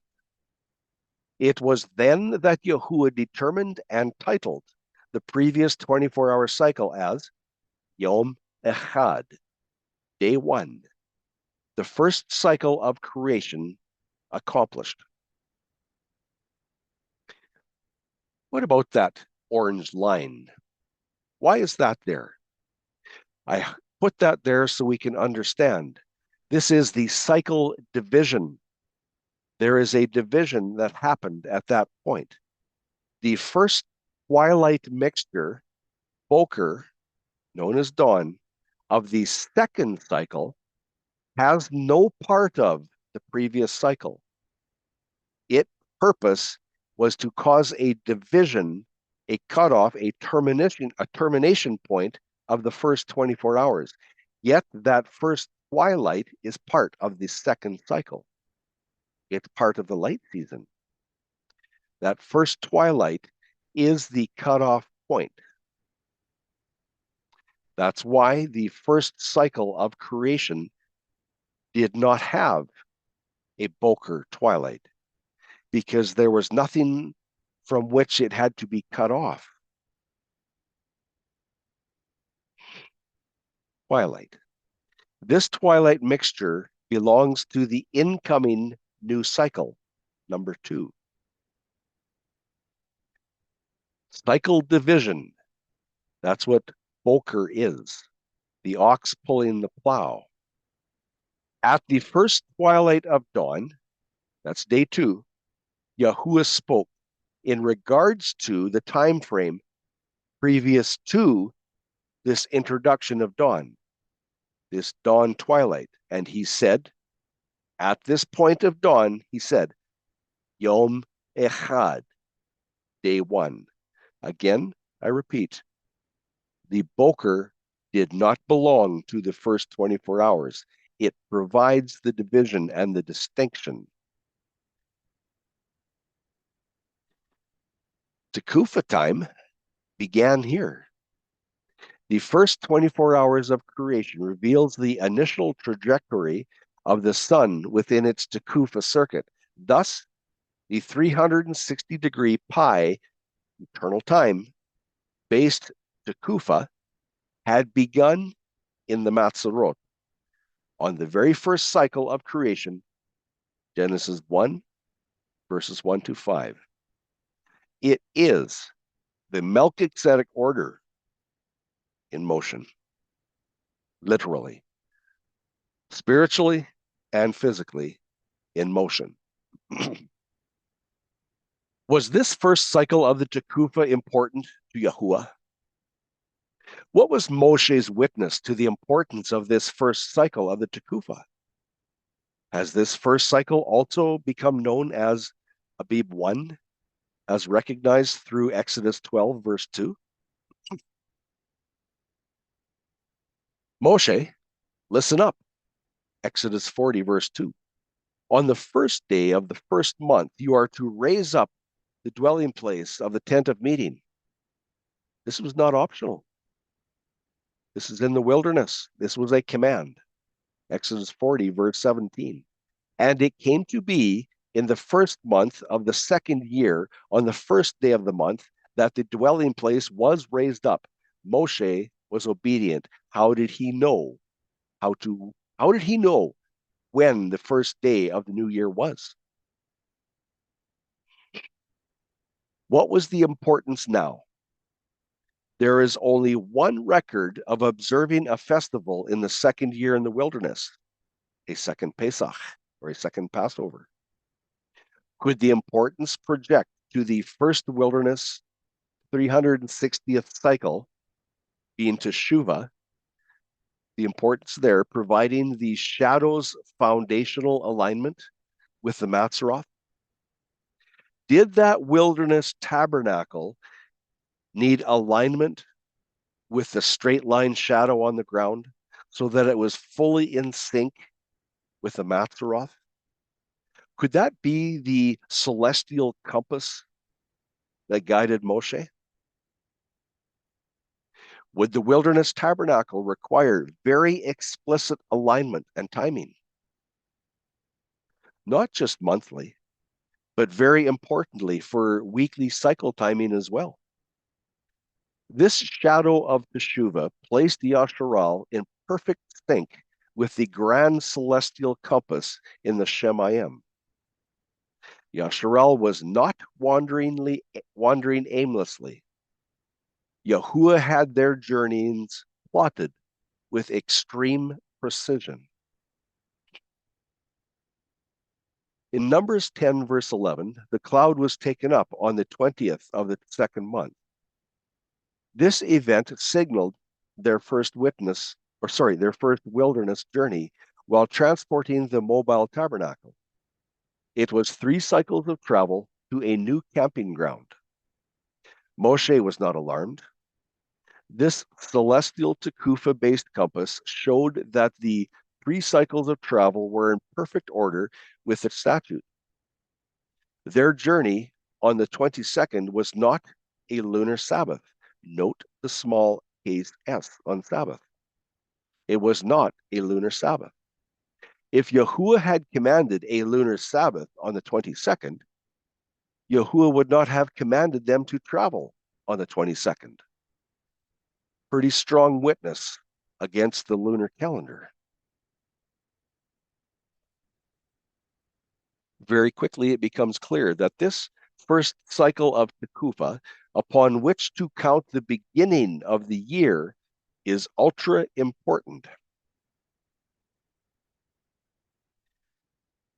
First cycle, first month in the wilderness.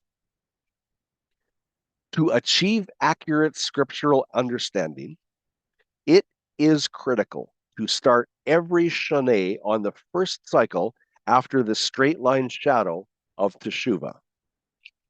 Everyone, we're in a very interesting portion. I hope you have your ears on, and I hope Charlene is there to speak here. I'm going to be calling Charlene up in a minute.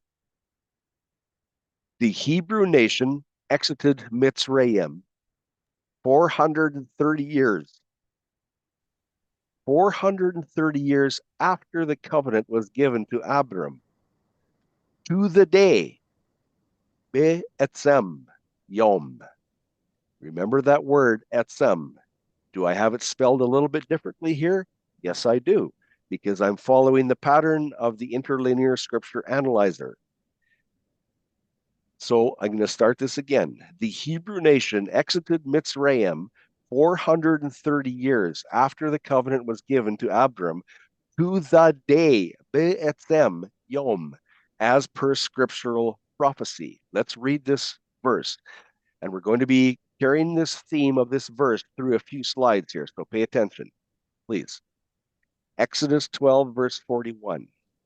And it came to be at the end of 430 years, that is Shanae, on the same day, Be'etzem, it came to be that all the divisions of Yahuah went out from the land of Mitzrayim. Be'etzem forms linkage to Abib 14 and 15. I hope you remember Etzem means bone, and it means substance and essence. It is a foundational word. The importance on this word cannot be overestimated. It is an extremely important word when it's used to describe something. We've seen it describe wave sheaf before, and it carries the epitome of the essence of salvation for wave sheaf. Here, this word carries the epitome of the importance of Abib 14 and 15. I hope you recognize this word and understand the importance of it. It brings a linkage to Abib 14 and verse 15. The lunar, Enoch, Zadok, Hillel, etc. calendars cannot accomplish this feat. They cannot find alignment with this verse and documentation. The accuracy that covenant calendar brings to the table is absolutely astounding. Are you ready? Remember the context of this verse. Charlene, if you have something to say, I would like you to jump in at any time. I'm here. I'm just waiting. Are you ready? Exodus 12, verse 29 and 41. It's Abib 14 on these verses, and they have a triple application principle. Triple application. In Genesis 15 and 17, that's where the covenant was given to Abraham. It is also Abib 14. Do you understand that?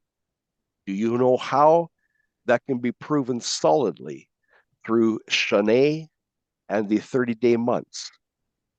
From this Abib 14, Genesis 15, verse 17, when Yahuah confirmed the covenant through the blood sacrifices, there was 430 years to Exodus 12, verse 29. We see a triple application principle. Let's look at the first application with Abraham. Yahuah confirmed that blood covenant when he passed through the sacrifices. It was prophetically done under a spiritual auspice. Yes, it was physical too, absolutely. But the spiritual application of this is paramount. That covenant was signed and sealed in blood at midnight. This is the pattern laid down for what's coming 430 years later. Let's look at the second application. Whoops, I forgot to say there where it was sealed in blood. When Yahuah passed between those sacrifices, again, this is Abib 14.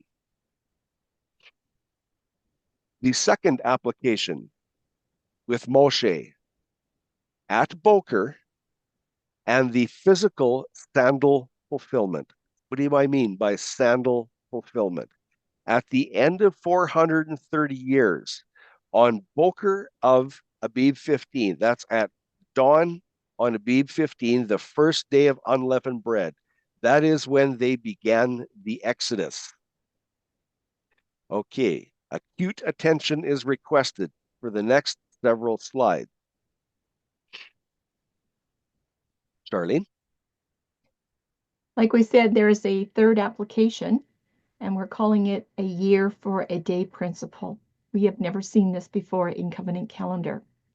For the covenant calendar studies to date, we have only talked about the first two Hebrew definitions that are applied to the word day or yom. The first definition was day as the day season, and the second definition of day was as a 24-hour cycle that included the day and the night season. But there is a third application for the symbolic time when one day or one yom equals 1 year.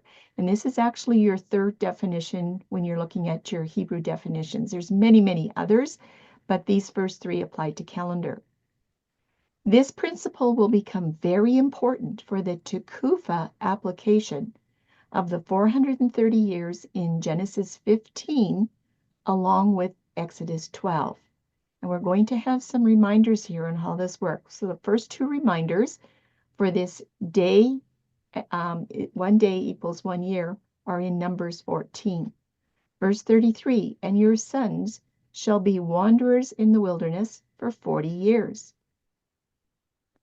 Verse 34, according to the number of the days in which you spied out the land, 40 days, a day for a year, a day for a year. Notice it's repeated twice for some emphasis here. A day for a year you are to bear your crookedness 40 years, and you shall know my breaking off. And then those are Torah references, two of them. And then there's a reminder in Ezekiel 4:6.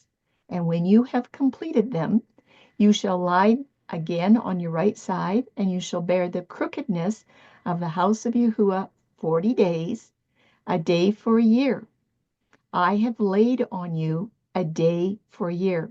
So 3 times we have this instruction. Now, this rule must be applied for symbolic prophetic timelines, and that's what the 430-year timeline is. It's also symbolic, and it is prophetic. So just a reminder, this rule must be applied for symbolic prophetic timelines, not literal ones. Why? Because there is a difference between day of the week and date of the month. We have talked about this before. A day of the week is not always the same date on the month. The 430-year timeline of Genesis 15 marks the Tequfah using Yahuwah's Teshuvah to Teshuvah method. This timeline is going to commence with Abram at the Passover Day Festival, and it will terminate at the Exodus 12 Passover Day Festival. Notice that day is not underlined. It's the festival that is underlined. Another note, covenant calendar has proven Abram's Passover is on a Shabbat, and the Exodus 12 Passover festival that Moses was constructing there is on the third cycle. It's a Tuesday. They're not the same day. In this case, the same day is the same festival day, the same Passover festival day. And what is it called? What do you say, Otsem, Tim? Yeah. Be'atzem or otzem. Yes. Yeah, there you go. And it is a backbone. So we're not looking at this day when it talks about the day as a day of the week. We're looking now at a festival day. There you go. Thank you, Charlene. You can continue to help me out if you want. The covenant finalized at midnight for Abram, Abib 14. Genesis 1, verse 14, Shoneh, certifies the Tequfah and Teshuvah based year. New Year Day is understood by H6106, Be'atzem. It is understood as Abib 14. Now, notice this word, Be'atzem, in the day.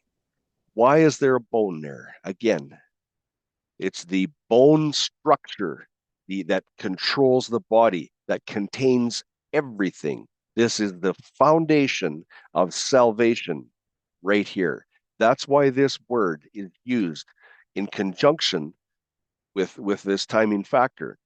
It is the essence and the substance of our salvation. That's the importance of this. That's what covenant calendar brings to the table. The accuracy when you connect Abram to Moshe to Joshua is absolutely phenomenal. Continuing on here. The context, Exodus 12, Abib 14. And it came to be at the end of the 430 years. When? On that same day. It came to be that all the divisions of Yahuah went out from the land of Mitzrayim. That same day. No, it does not mean the day of the week. It's the on that date, that appointed time, that festival. On that same day, with the essence and substance of salvation. On that day, between 430 years after Abraham, when the covenant was sealed at midnight by Yahuah between the blood sacrifices, that was a covenant that 430 years later, they would be freed from bondage at midnight, Abib 14, on the exact same day, Abib 14 festival. The accuracy in here is just absolutely astounding when you can lay it all out in spreadsheet and prove it solidly. How? By a 360-degree calendar that leads out with the Tequfah and the 30-day months. It just folds down, lays out like dominoes. It's all there. The accuracy is absolutely astounding. But that's not all. We're going to be looking here at the first application, Genesis 15 covenant and 430-year timeline for Abram commences at midnight, Abib 14. You want to do this one, Charlene? Yes, I can help you with Yeah, this. sure. So once again, on the first cycle of the month, this is when the Shana certifies that this Teshuvah-based year for Abraham is going to begin, right there in Genesis 15. And we have Abib 14 is a Shabbat. This is the date for the Genesis 15 covenant and the sacrifices that was finalized at midnight. What does it say in our scripture of Genesis 15:17? It tells us basically that at midnight there is a smoking oven and a burning torch that activates this 430-year timeline as spoken to Abram. I just want to mention here before we go too much further, we could have had a whole lot more slides, but you have to work backwards. We know for a certainty that in Exodus 12, Passover was on a third cycle of the week, a Tuesday. We know that for certain. There's no question there. When you work backwards 430 years in a 360-day year calendar and get to Abraham in Genesis 15, his Abib 14 is on a Shabbat because of the patterns of the calendar. So just keep that there in your back pocket for a moment. Let's go down to this next box in Exodus 12. We're now up to Moses. That covenant in Exodus 12 also has something to do with this 430-year timeline, because this is where this timeline is fulfilled with Moshe at midnight on Egypt's Abib 14. Let's read about it. It's in verse 29. And it came to pass that at midnight, that would be Abib 14, Passover, and it is a third cycle, and this is 430 years after Genesis 15, that Israel was released from bondage. Bondage, not from the land. This is when they were released from bondage, when Yahuah smote all the firstborn in the land of Mitzrayim, from the firstborn of Pharaoh unto the firstborn of the captive in the dungeon and all the firstborn of the cattle. This was the moment where the 430-year timeline has now finalized its completion, but there's more. As we continue on, there is a second application as well. We are still looking back up at Genesis 15 covenant and that 430-year timeline. Remember, for Abraham, it commenced at Boker of Abib 15. There's something that's going to be happening now at the end of that Abib 14. We've got our Genesis 1:14 Shanae anchors there on the first day of the month. Don't forget that Abraham's covenant was on Abib 14, a Shabbat. Absolutely. And we know that the next day has two festivals on it, because when Passover is on a Shabbat, we have Abib 15 that houses unleavened bread and also the wave sheaf. But this time, wave sheaf is not the shining star. It's Abib 15. It's at Boker of Abib 15 is our second application that the 430-year timeline commenced with Abraham. Now we're going to go and compare this to Exodus 12 covenant, where this 430-year timeline is going to show us another application of physical freedom from the land of Egypt. It is fulfilled at Boker of Abib 15. And let's read about it in Exodus 12:41. Listen to what it says. Just read the words for what they say. And it came to be, what? At the end of the 430 years. The 430 years end, and then what happens? The next day is a new day. It's the 15th. They end at Boker of Abib 15. And for Moses, that is the fourth cycle of the week during Exodus 12. And then it says, on that same day. That day is not a Wednesday, basically for Abraham, because it was actually the first cycle of the week. But it says on the same day. It's the first unleavened bread convocation festival day. All right? That's the day that we're talking about. It came to be that all the divisions of Yahuah went out from the land of Mitzrayim. I'm going to read this verse again so that you can put it all together. And it came to be at the end of the 430 years, that means that they ended at the Boker, on that same day, which was the first unleavened bread convocation. It came to be that all the divisions of Yahuah went out from the land of Mitzrayim. And we find another witness in Numbers 33:3. This is what it says. And they departed from Ramses in the first month. Very clear instruction coming. On the 15th day of the first month, on the morrow after the Passover, the children of Israel went out with a high hand in the sight of all the Mitzrites. So we have some very excellent presentations here on examples that is happening with this year for a day principle, or I should say day for a year. 1 day equals 1 year between the 430-year timeline of Abraham all the way up to Exodus 12. Very interesting. Thank you, Charlene. Appreciate it. So with all that information under your belt, let's continue on.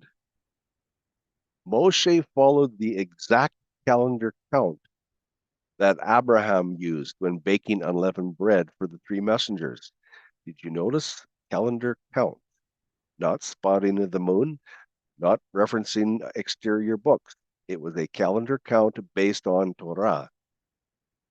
Joshua followed the exact calendar of the Exodus. Seed within a seed according to its kind. First cycle, first month in the wilderness. Moshe's Passover in Mitzrayim was on a third cycle. When Yahuah's Shanae, that's the 360 cycles and 30 cycle months, are laid out in succession, up to the point where Joshua observed Passover in Canaan, the precision and accuracy of Yahuwah's blood-ratified covenant calendar cannot be denied. It's that simple. The value leveraged on the new year being the very first cycle of Tequfah after Teshuvah being the equinox is nothing short of paramount. Please read that bottom line very carefully.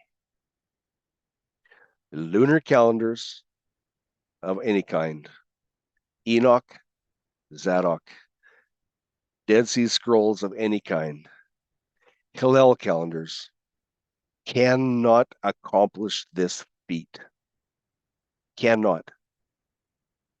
There's a reason why covenant calendar is called covenant calendar, because it is extracted out of the covenant. Very important note here. I want you to notice the Passover for Joshua. The Passover on the 14th here, it was on the 7th cycle of the week, a Shabbat. Come down here, Yahusha's Passover was on the 4th cycle of the week. This is the witness in the scripture. Why is it Zadok is out of sync with the scripture's documentation? Does it have to do in part to do with their start of the New Year's Day? They demand that Passover is always, every and each year without exception, on third cycle of the week. Yet, your Creator witnessed to his most important Passover day on the 4th cycle of the week. Joshua, who is the antitype, the one that sets the pattern for Yahusha, he witnessed to Passover on the 7th cycle of the week on a Shabbat. Yet, we're told that Zadok has it on the 3rd every year. Please do your estimation. Think carefully. Here we have a screenshot from the Zadokite calendar 2023. They have spring equinox designated here on the 20th March 23. That's correct. Yet, they declared, they skipped out the 3rd cycle of the week. They ignored the scriptural testimony of what Moshe and all through scripture gives, and they placed their new year, their head of the year, they call it, on the 4th day of the week, because they want to remember when light was created. Didn't we just go over the first 3 days? Didn't we just look at the first day of the Tequfah, the first day of creation, when time began on day 1? Yet they declare time starts here, on the middle of the week.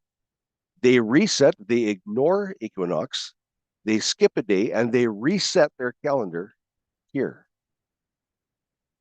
And what about this one? Why barley?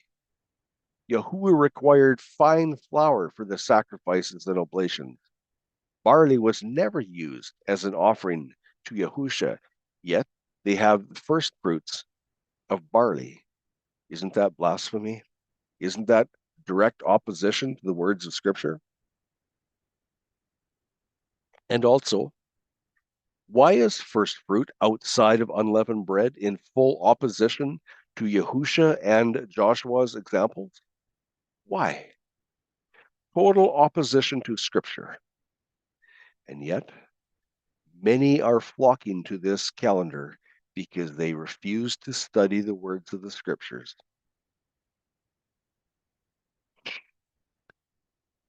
Creation was the seeding, or the season for seeding.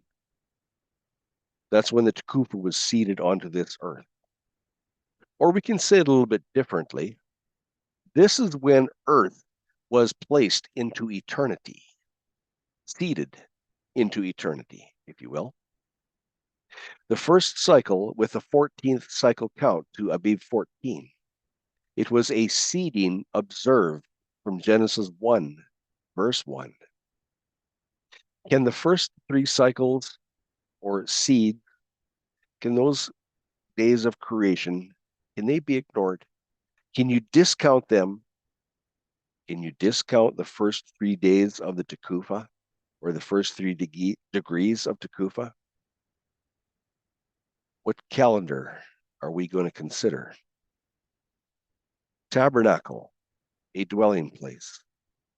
It's a 360-degree circuit, nothing short of it, nothing overlap. It's Zion's Tequfah, which was seeded onto this earth, starting in Genesis 1, verses 1 to 5. Enoch, Zadok, and Essene calendars of the Dead Sea Scrolls and all lunar calendars desire to uproot this Genesis 1 green seedling by attacking at the root. They intend to destroy the 360-degree root. Should this be glossed over? This is the end of this study for today. If you need assistance with this information before part 2, please send your questions to me, Timothy Asselford, at questions@studythecalendar.com. Shalom.